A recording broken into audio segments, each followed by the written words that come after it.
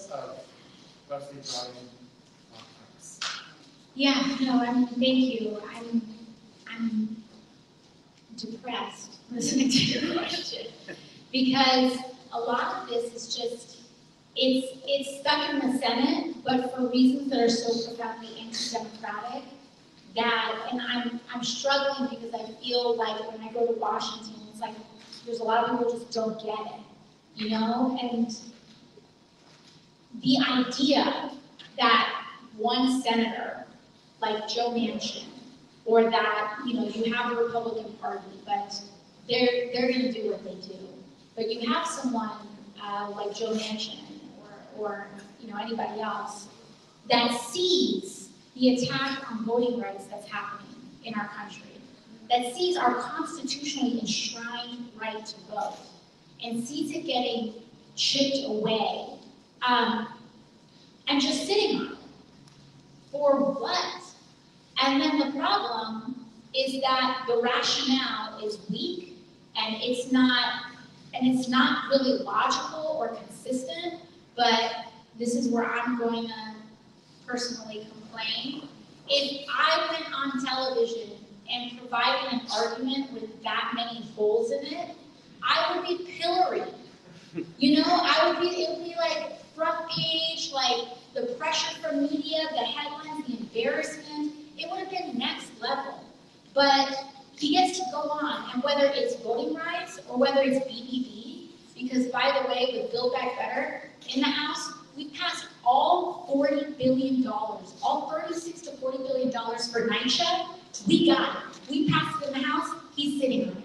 And our babies are sleeping in bubble jackets in NYCHA with no heat and no boilers because of that too. So I'm mad. I'm mad. And people tell me, they say, don't be mad. This is literally advice. I'm sorry. Now I'm giving you a little peek behind the closed doors here. But it's this idea of if we coddle someone's ego, that they're gonna, you know, that they're gonna say yes. And if it hasn't worked in 2 years, why are we gonna continue doing that? When there's an election this November. And honestly, even sooner, because primary elections have already started, and in the state of Texas, where they've also attacked the right to vote, we've seen that they have invalidated tens of thousands of mail-in ballots for the primary election. That's not even when there's a Republican running against a Democrat. And this idea that one person gets to go on television and provide weak arguments as to why they are blocking the basic civil rights of our Americans, and journalists don't push back, and our party leadership doesn't push back, and the president doesn't push back forcefully, that makes me mad.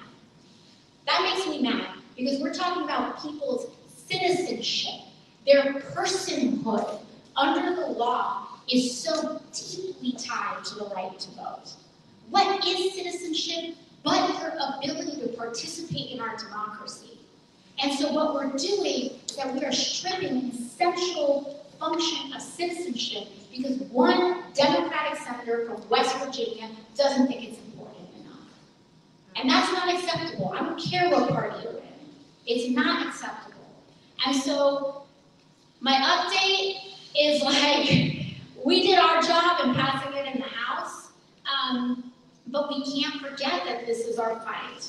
And we've asked, I've asked the president, given the quagmire in the Senate, we've asked him to, whatever he can sidestep in the Senate, to sidestep it.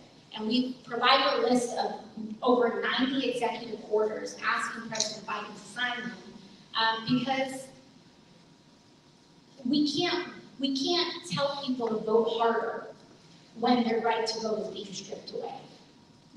People are doing everything that they can to fight for the ballot. That's what everyday people are doing. We need to do everything that we can. And if we're still leaving fight on the table in the Senate, what are we doing? What are we doing? And so, I'm sorry that I can't give you more of a substantive update, but that's just the situation that we're in right now.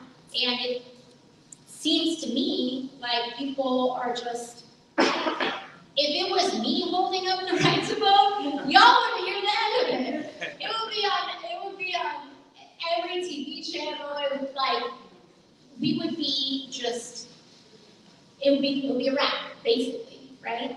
But why is that privilege, the privilege of generosity of interpretation and all this other stuff being bestowed when it's not bestowed equally?